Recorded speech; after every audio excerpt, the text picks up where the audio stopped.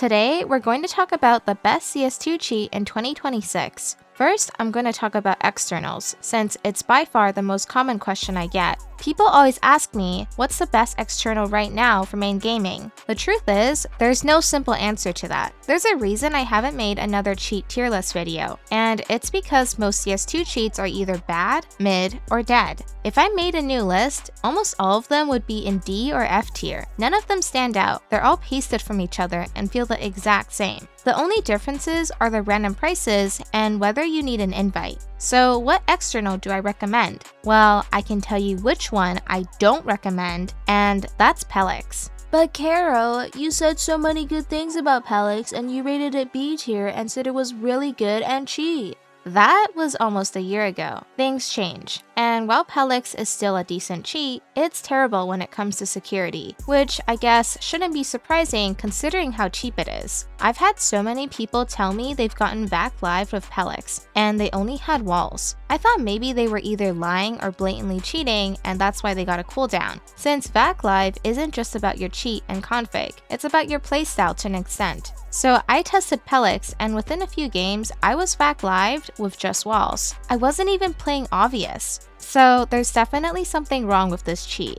And same goes for Echo, which is another external that has a menu that looks like it's a Minecraft cheat. VAC Live has changed so many times in the last few months. Anyone who pretends to be an expert and claims to fully understand it is lying. No one really knows what exactly it does. What I do know is, if you're getting VAC Lived and you're not raging or using exploits like no spread or double tap, then it's either a config issue or a cheat issue. Cheats will always try to shift the blame and accountability onto the user. While yes, most cheaters are brain dead and are clueless when it comes to most things, it doesn't change the fact that some cheats are just flagged or outdated. No cheat will ever admit that because it looks bad, so they'd rather obfuscate and say it's a user or config error. So what about the rest of the externals? Well, Distort is overpriced, Hex UI is dead, Onyx is bad, and the rest aren't even worth mentioning. I'm not going to talk about externals where you need an invite since there's no point. Don't worry, most of them are just as bad. Oh, apparently, Melatonin is public now, so maybe that's an option. I haven't used it or tested it, so who knows if it's good or if it's mediocre like the rest. That's my honest opinion, as the only unbiased person who isn't being paid to lie and promote cheats. It's sad how there's not a single public external that I confidently recommend. Ever since Phantom Overlay died, I've been waiting for a good one to come out, and so far, there hasn't been one.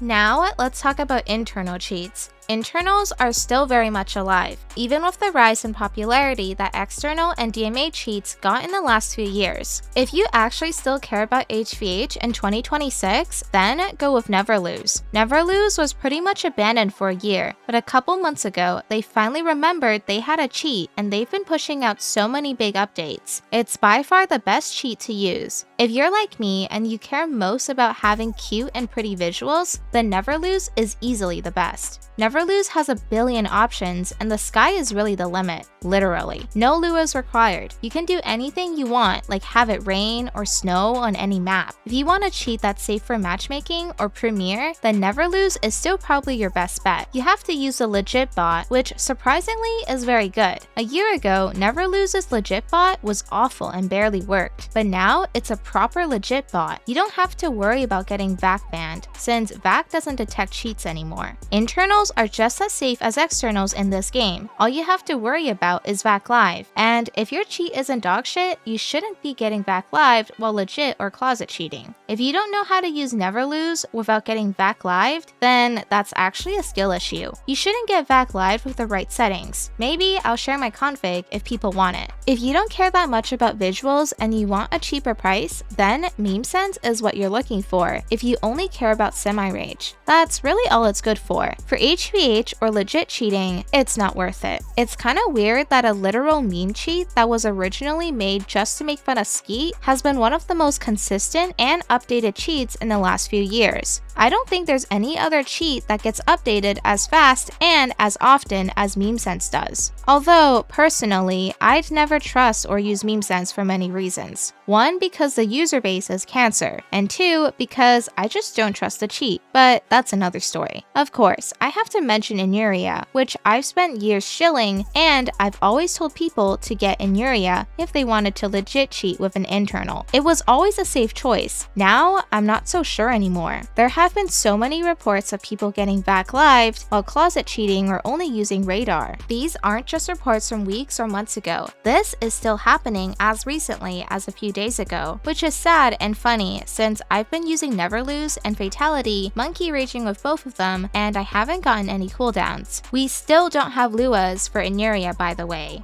3 years later. Inuria is the definition of doing the bare minimum and riding on your reputation. So, what's the best internal cheat? For semi-raging or HVH, it's Never Lose or Meme Sense. For legit cheating or closet cheating, honestly, probably Never Lose as well. People still have PTSD from 2022 when every internal cheat was detected. So after that, people transitioned to externals or DMA cheats. Let me say this out loud for the people in the back. Valve is never targeting cheats again. They don't do that anymore. We don't have ban waves or even feature detections anymore. They've put all their eggs into one basket, and that is VACnet, which will never work properly no matter what they do because they're incompetent and relying on AI to fix their non-existent garbage anti-cheat. It will always flag legit players, and whenever it does flag aimbot or something, cheats will quickly adapt and find a way around it. So no, you don't need a DMA setup for fucking Counter-Strike. If you're going to cheat in other games that actually have real anti-cheats, then go for it. Otherwise, don't embarrass yourself and save your money. The reason externals are all bad or mid is because they don't have to try, since they know so many cheaters are poor and terrified of getting banned on their $20 mains. So many people, myself included, naively pushed the idea that CS2's anti-cheat was going to be better than CSGO. And the reality is, 3 years later, all we have is an infinitely worse version. The game is filled with cheaters cheating on the same account for years. Premier is a joke, rank means nothing, and yet everyone is still trying to get invites for private externals for some reason. You have nerds getting back live while only using radar with externals and DMA cheats, while chats and princesses like me use Never Lose and don't get any cooldowns. If you paid hundreds of dollars for a DMA setup so you can closet cheat in Premier, you're a dork. Reddit is down the hall and to the left.